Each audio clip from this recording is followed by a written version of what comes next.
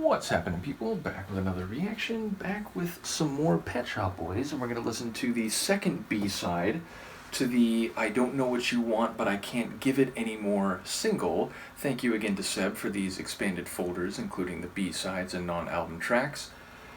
And the next B-side on this single is Screaming, which is the present participle of the verb to scream. Obviously that relates to not just shouting, which is loud speech issued at a higher than normal volume or intensity, but screaming typically is not verbal per se.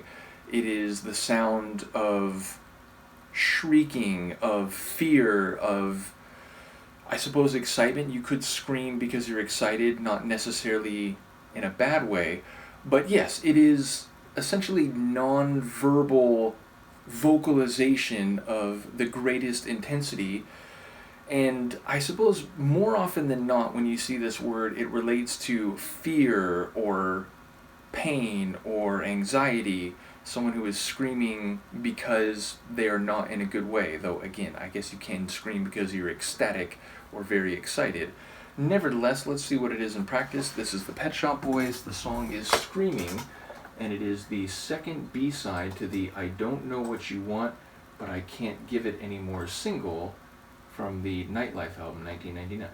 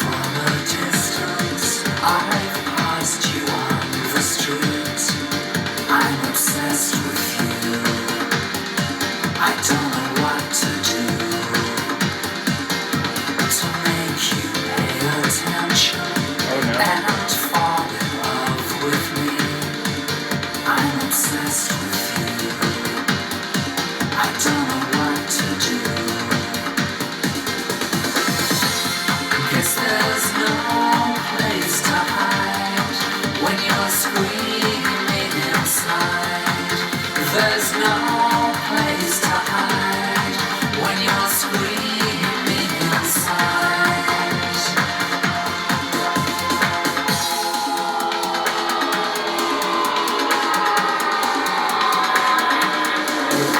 I've called you from the corner, you don't pick up the phone.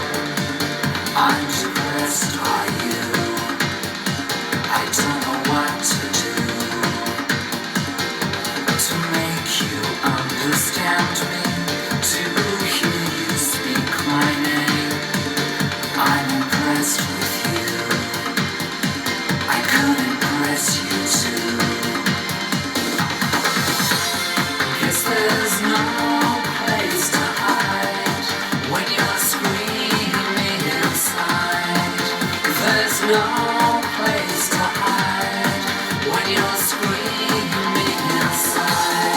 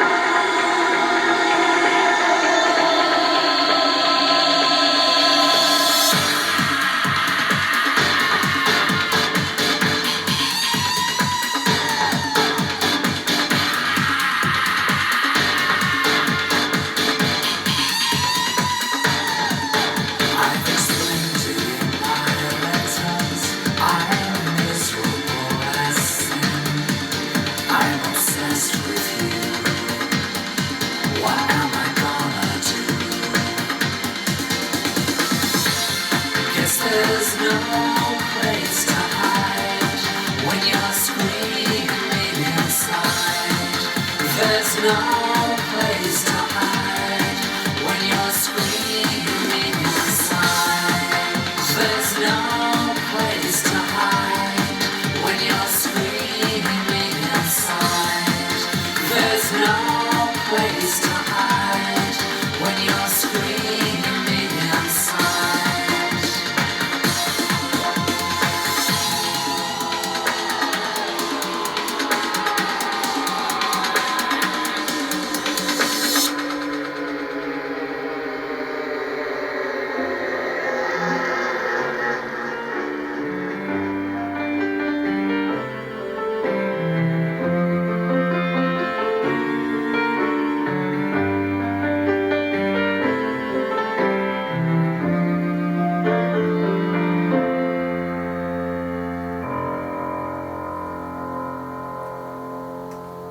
I think we may have just heard the song of a stalker.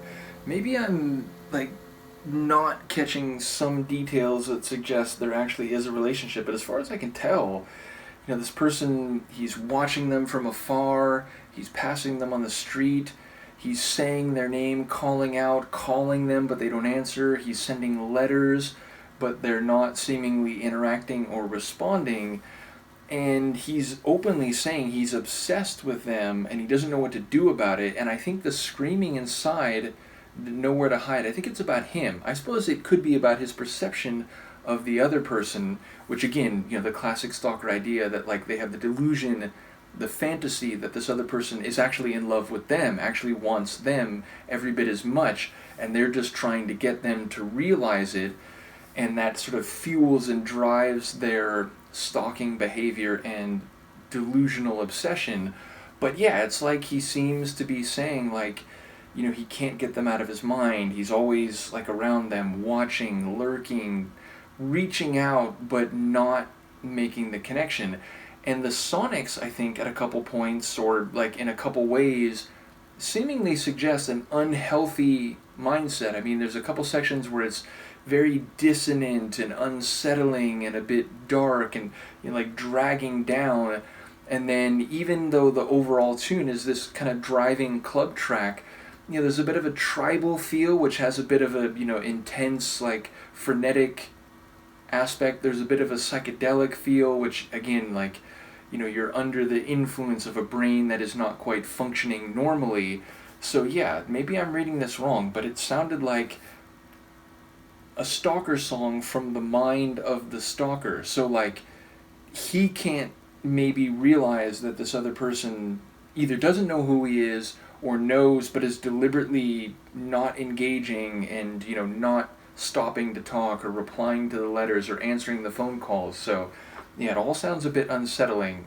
I do wonder if I'm reading that right, but I enjoyed how the sonics seemed to reflect what I thought I was picking up from the lyrics. So yeah, another really interesting one, and a cool tune for a B-side. It's like maybe this wouldn't fit with nightlife per se, but the idea of number one, maybe its connection to the theme or title of the single that it's on, but just as a more experimental track as a B-side, I think this is really great. And to be fair, I'm well aware by this point that the Pet Shop Boys, famously seemingly have awesome B-sides, some of which are as good as album tracks, either from their own catalog and certainly relative to other people's album tracks. But yeah, really interesting one this. Do let me know what you think, and I will see you next time.